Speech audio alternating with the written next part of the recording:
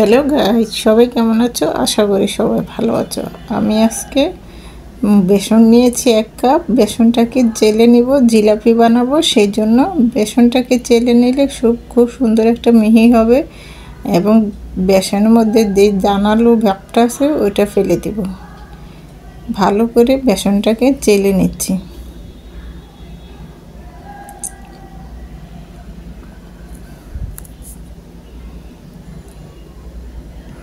এই যে দলা ভাবটা আমি ফেলে দিব। বেসনটা চালা হয়ে গেছে। এখন দিয়ে দেব পরিমাণ মতো একটু লবণ।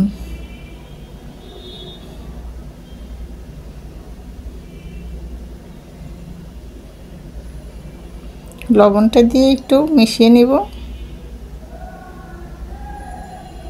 এখন অল্প অল্প করে পানি দিয়ে একটা মিশ্রণ তৈরি করব।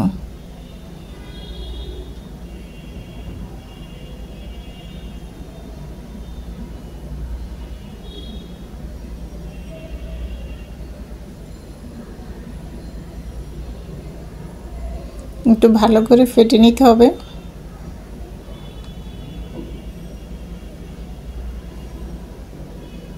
আর একটু পানি দিয়ে দিলাম। এখন দিয়ে দেব 1 চিলতা লেবুর রস। 1 চামচ পরিমাণ লেবুর রসটা দিয়ে দিলাম। লেবুর রসটা খাবার চলার কাজ করবে। লেবুর রসটা দিয়ে ভালো করে মিশিয়ে নিচ্ছি। মিশানো হয়ে গেল 10 মিনিটের জন্য ঢেকে রেস্টে রেখে দেব। এই ফাঁকে আমি একটা বোতল নিয়ে নিলাম। বোতলের মুখটাকে এভাবে ফুটো করে নিয়েছি। এখন বোতলে ঢুকানোর জন্য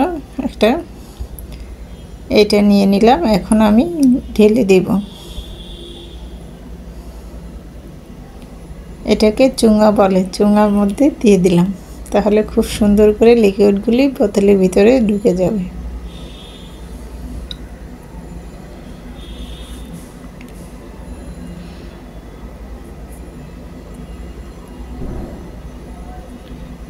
জিলাপির মিশ্রণগুলি আমি বোতলে সম্পূর্ণ ঢেলে নিয়েছি।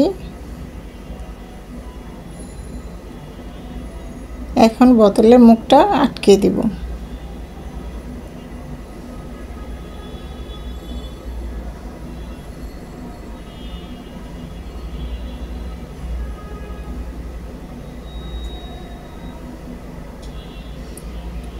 এই পাকে আমি চিনির শিরাটা বানিয়ে নিব।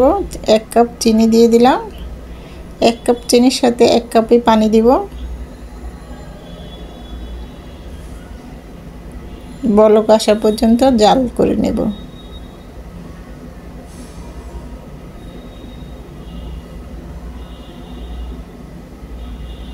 বলকটা চলে আসছে। আর 5 মিনিট জাল করে আমি চুলা থেকে এটা নামিয়ে নিব।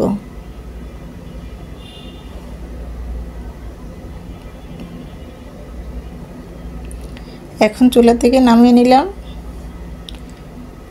এক সাইডে রেখে দিলাম। আরেকটা কড়াই বসিয়ে দিলাম। দিয়ে দিলাম সাদা তেল। জিলাপিটা ভাজার জন্য এখন একটু টেস্ট করে নেব তেলটা গরম হয়েছে কিনা। হ্যাঁ, হয়ে গেছে। এখন আমি জিলাপির শেপ দিয়ে লিকুইডটা বানিয়ে নিব। বোতলের মধ্যে দিয়ে দিয়েছিলাম। এভাবে করে সম্পূর্ণ শেপে জিলাপিটা আমি ভেজে তুলে নিব।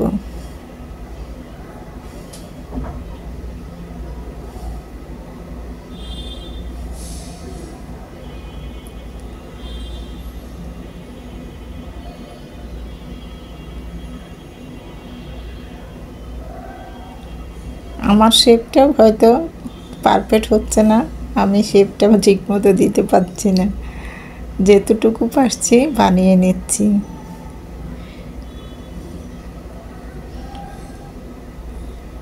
জিলাপিটা ভাজা হয়ে গেছে, তুলে নিলাম। এখন আমি চিনির শিরাটা করেছিলাম ওই শিরার মধ্যে চুবিয়ে দিব। এটা 10 মিনিট চুবিয়ে রাখলেই খুব ভালো করে রসগুলি চুষে নেবে। আমি 10 মিনিট রাখিনি, সাথে সাথে আপনাদেরকে দেখিয়েছি, সেজন্য একটু কম রসগুলি চুষে নিয়েছে। এই যে সম্পূর্ণ জিলাপিটা আমার ভাজা হয়ে গেছে এবং রেডি হয়ে গেছে। আমি ভেঙে দেখাচ্ছি কতটা মচমচে হয়েছে। খেতে অসাধারণ মজা। ঘরোয়া জিলাপি রেসিপিটি এই পর্যন্তই।